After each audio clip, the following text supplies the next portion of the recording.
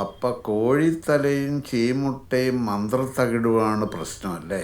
കൂടോത്രമാണ് മനുഷ്യൻ്റെ സമാധാനം കളയാൻ. പണ്ടും ആരൊക്കെയോ ക്ഷുദ്രക്രിയ ചെയ്തിട്ടാണ് ഞാൻ ഔട്ടായതെന്ന് വളരെ പ്രശസ്തനായ ഒരു ജോലിസിന് എന്നോട് പറഞ്ഞിട്ടുണ്ട്. കൂടോത്രം ചെയ്താൽ ഫീൽഡ് ഔട്ടായി പോകുമായിരുന്നെങ്കിൽ മമ്മൂട്ടിയും മോഹൻലാലും ഒക്കെ എത്രയോ തവണ ഫീൽഡ് ഔട്ടായി പോയേനെ. അവർക്കും കാണുമായിരുന്നല്ലോ ശത്രുക്കൾ. അതെ, എന്നാലും ഈ കൂടോത്രം ഏതെങ്കിലും വിധത്തിലൊന്ന്.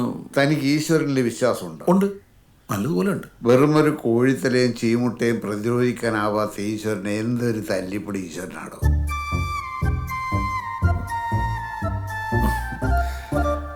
അത് ശരിയാ.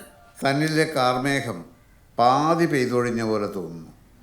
ഒരു പദവി, അംഗീകാരം തന്നെ തേടി വരുന്നത് പോലെ. അത് തന്നിലേക്ക് എത്തിയാൽ താൻ പിന്നെ പുതിയൊരാൾ പിടിച്ചാൽ കിട്ടില്ല. എന്തായി തൻ്റെ പാട്ട് പരിപാടി? നന്നായിട്ട് പോകുന്നു ബ്രദർ. നാളെ ഷൂട്ടുണ്ട്. നാളെ പാട്ടല്ലല്ലോ, ഡാൻസ് അല്ലേ? അതെ. ഇപ്പൊ പാട്ടുകാരനാവണമെങ്കിൽ ഡാൻസും കളിക്കണമല്ലോ അല്ലേ? പക്ഷെ ഡാൻസുകാരനാവണമെങ്കിൽ പാട്ട് പാടണ്ടേ?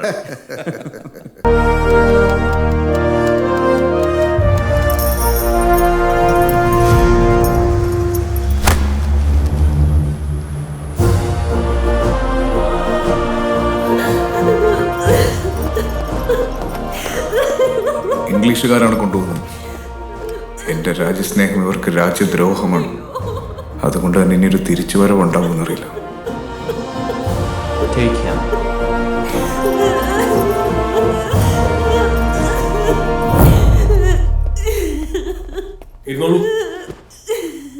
Good, very good. സാർ ഇരിക്കട്ടോ.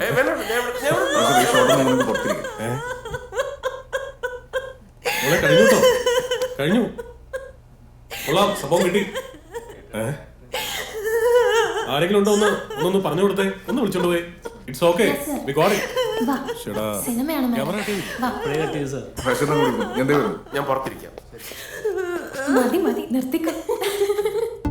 എങ്ങനെയുണ്ടായിരുന്നു? ആർക്കും മനസ്സിലായില്ല? ഇല്ല, ഈ ഫോണിൽ ഞാൻ നന്നായിട്ട് ഷൂട്ട് ചെയ്തിട്ടുണ്ട്. ഇത് സോഷ്യൽ മീഡിയയിൽ ഇട്ടാ വൈറലാവുന്നുള്ള കാര്യം ഉറപ്പാ. നല്ല മൈലേജും കിട്ടും, കുറെ ഫാൻസും കൂടും. കഥാപാത്രത്തിൽ നിന്ന് ഇറങ്ങി വരാനാവാതെ നടി ശ്രേയ ലക്ഷ്മി. അങ്ങനെ ഒരു ക്യാപ്ഷനും കൂടി കൊടുക്കാം. ഒരു 3-4 ക്യാപ്ഷൻ ഞാനും കൂടെ പറഞ്ഞു തരട്ടെ? എടോ, 10-12 വർഷമായിട്ട് ഞാൻ ഈ ഇൻഡസ്ട്രിയിലുണ്ട്. ഇങ്ങനത്തെ കുറെ കുരുട്ടുകളെ കണ്ടിട്ടുമുണ്ട്. ഈ കുരുട്ടുബുദ്ധി കാണിക്കുന്ന എഫേർട്ടിന്റെ പകുതി ഓണസ്റ്റ് ആയിട്ട് അഭിനയത്തിലിട്. അങ്ങനെയാണെങ്കിൽ കുറച്ചാലും കൂടെ കളത്തി നിൽക്കാം. സോറി സർ, വേറെ ആരോടും പറയല്ലേ. ഞാനായിട്ട് ആരോടും പറയില്ല, പക്ഷെ ഇത് ആർക്കും മനസ്സിലായിട്ടില്ല കേട്ടോ. ശരി, വേണ്ടായിരുന്നു. നമസ്കാരം. ഈ സോഷ്യൽ മീഡിയ വന്നതിന് ശേഷമുള്ള ചില ഏടാകൂടങ്ങളല്ലേ വൈറലാവുന്ന. ഇപ്പൊ ചിലരുടെ വയറ്റിപ്പഴപ്പ്. പ്രാവശ്യം ഞാൻ വായിച്ചു, ഗംഭീര സ്ക്രീൻ പ്ലേ ആണ്. എനിക്കിത് ഭയങ്കരമായിട്ട് ഇഷ്ടപ്പെട്ടു. അത് പറയാനാണ് ഞാൻ വിളിപ്പിച്ചത്.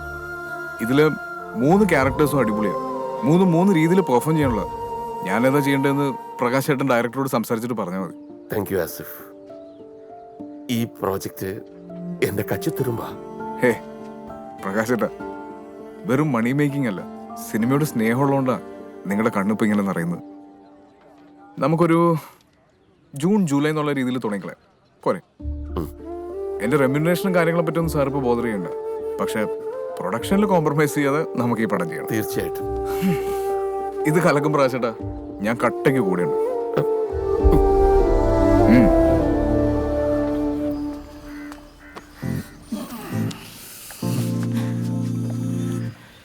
നമ്മളിങ്ങനെ ഫുൾ ടൈം ഒരുമിച്ച് കിടക്കുന്നതുകൊണ്ട് ആളുകൾ അതും ഇതൊക്കെ പറയും. ഏതെങ്കിലും മീഡിയ ചോദിച്ചു കഴിഞ്ഞാൽ ബ്രദർഹുഡ് റിലേഷൻ ആണ്, എനിക്ക് നീ എൻ്റെ സിസ്റ്ററിനെ പോലെ എന്ന് പറഞ്ഞാൽ മതി. അല്ലെങ്കിൽ നമ്മുടെ രണ്ടുപേരും കരിയറിൻ്റെ അത് ഭയങ്കരമായിട്ട് ബാധിക്കും. മീറ്റിംഗിലാന്ന് ഞാൻ പറഞ്ഞായിരുന്നു. Sorry sir. സോറി എന്തിനാ പറയുന്നത്? ഞങ്ങൾ ബ്രദർഹുഡ് റിലേഷൻ അല്ലേ? അതെ സാറേ, ഒരു മിനിറ്റ്. അത്യാവശ്യം സോറി. പ്രൊഡക്ഷൻ കൺട്രോളർ വിളിച്ചിരുന്നു. ആ പ്രകാശ് സാറിന്റെ പടത്തിൽ നടൻ ആസിഫിൽ ഡേറ്റ് കൊടുത്തു. അയ്യോ, ആ സത്യം നമ്മുടെ കയ്യിൽ നിന്ന് പോയി. ഒരു കാര്യം ചെയ്യാം, ഇന്ന് വൈകുന്നേരം ഹോട്ടലിൽ വെച്ച് 100ാം ദിവസം ആഘോഷം നടക്കുന്നതിനിടയ്ക്ക് ഞാൻ കയറി അനൗൺസ് ചെയ്യും. ഞാൻ അങ്ങനെ പറയുമ്പോൾ തന്നെ നിർത്താതെ കൈയടിക്കാൻ പറ്റുന്ന ആളുകളെ കാശ് കൊടുത്ത് നീ ഇറക്കണം. അത് ഞാൻ ഇറക്കിക്കോളാം. അങ്ങനെ വിളിക്കാം. മാഡം സോറിയേ. വീണ്ടും സോറി എന്തിനാ പറയുന്നത്? ഞാൻ പറഞ്ഞില്ല അവളെന്റെ സിസ്റ്റർ ആണെന്ന്. സോറി. ഈ ബ്രദർഹുഡ് മിക്കവാറും വാട്സപ്പ് ക്ലിപ്പായിട്ട് ഇറങ്ങും. ഈ വർഷം സൂപ്പർ ഹിറ്റായി മാറിയ കമ്പിളിപ്പുതുപ്പ് എന്ന സിനിമയുടെ 100ാം ദിനാഘോഷങ്ങൾ തുടരുകയാണ്. ഇനി അടുത്തതായി ഈ സിനിമയുടെ നിർമ്മാതാവ് പ്രിയപ്പെട്ട നന്ദകിഷോർ സർ. ആശംസകൾ അറിയിക്കുന്നതിനായി പ്രമുഖ നിർമ്മാതാവ് പ്രകാശ് സാറിനെ ക്ഷണിക്കുന്നു. സാധാരണക്കാരന് ആസ്വദിക്കാനുള്ള എന്തൊക്കെയോ ഈ സിനിമയിൽ ഉണ്ടായിരുന്നു. അതാണ് ഈ വിജയം. സാധാരണക്കാരന് മനസ്സിലാകുമ്പോഴാണ് ഓരോ കലാസൃഷ്ടിയുടെയും ആഴവും വ്യാപ്തിയും കൂടുന്നത്. ഈ സിനിമയിൽ വർക്ക് ചെയ്ത പലർക്കും ഇന്നിവിടെ മെമന്റോ കൊടുക്കുന്നത് നിങ്ങൾ കണ്ടു. വർഷങ്ങൾ കഴിഞ്ഞ് ഇതേ മെമന്റോ കാണുമ്പോൾ ഈ സിനിമയുമായിട്ടുള്ള ഒരുപാട് ഓർമ്മകൾ മനസ്സിലേക്ക് ഓടി വരും. അതിനേക്കാൾ എത്രയോ ഇരട്ടി സന്തോഷമാണ് ഒരു സിനിമയിൽ അഭിനയിച്ച് അത് വിജയിച്ച് സ്റ്റേറ്റ് അവാർഡോ ദേശീയ അവാർഡോ ലഭിക്കുമ്പോൾ ഒരു വ്യക്തിക്കുണ്ടാവുന്നത്. എൻ്റെ സുഹൃത്ത് നന്ദകിഷോർ നിർമ്മിച്ച ഈ സിനിമ ഒരു പക്കാ കൊമേഴ്ഷ്യൽ സിനിമയാണെങ്കിൽ എൻ്റെ വളരെ പ്രിയപ്പെട്ട ഒരാൾ അഭിനയിച്ച അരികെ ഒരാകാശം ഒരു ക്ലാസ് സിനിമയായിരുന്നു. നിങ്ങളിൽ പലരും അത് കണ്ടു കാണും.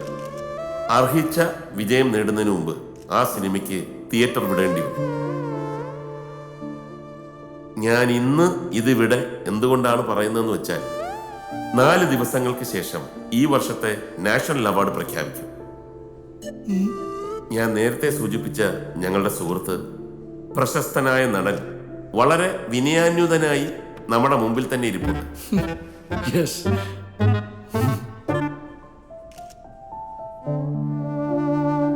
നല്ല കൈയടക്കത്തോടെ തെളിമയോടെ അവതരിപ്പിച്ച ആ കഥാപാത്രത്തിന് തീർച്ചയായും മികച്ച നടനുള്ള ദേശീയ പുരസ്കാരം ലഭിക്കുമെന്നുള്ള കാര്യത്തിൽ എനിക്ക് സംശയമില്ല.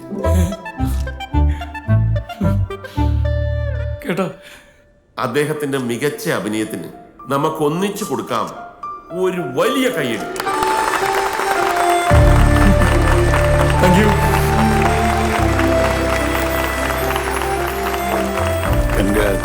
ഇനി ഈ സിനിമയിലെ നായകൻ യുവതരംഗം ആഘോഷ് മേനോനെ നിറഞ്ഞ കയ്യടികളോടെ സ്വാഗതം ചെയ്യാം.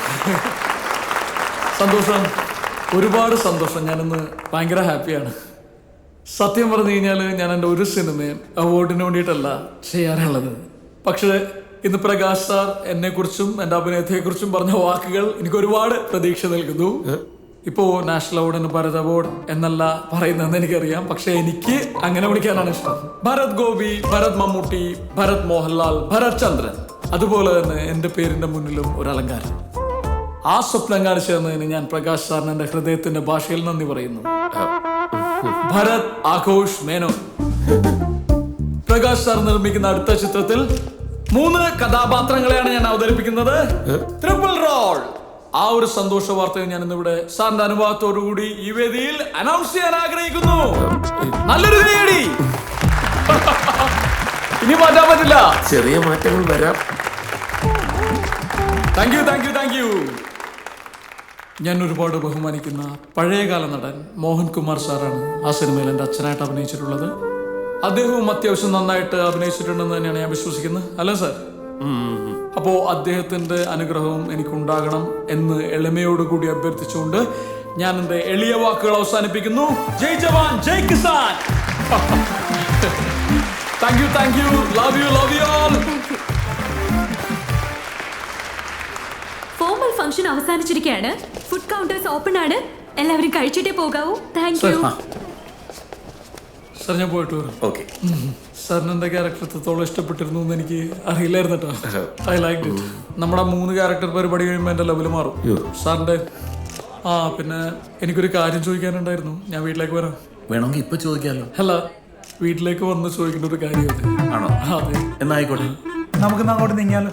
ചെറുതായിട്ടൊരു ഡ്രിങ്ക്സ് കൂടി അറേഞ്ച് ചെയ്തിട്ടുണ്ട്, അത് കഴിഞ്ഞിട്ട് പോവാം. Hey, SRK team waiting.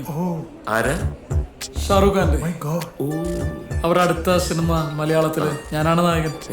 Memana ഇല്ലത്തെ Namboori, അതാണ് സിനിമയുടെ പേര്.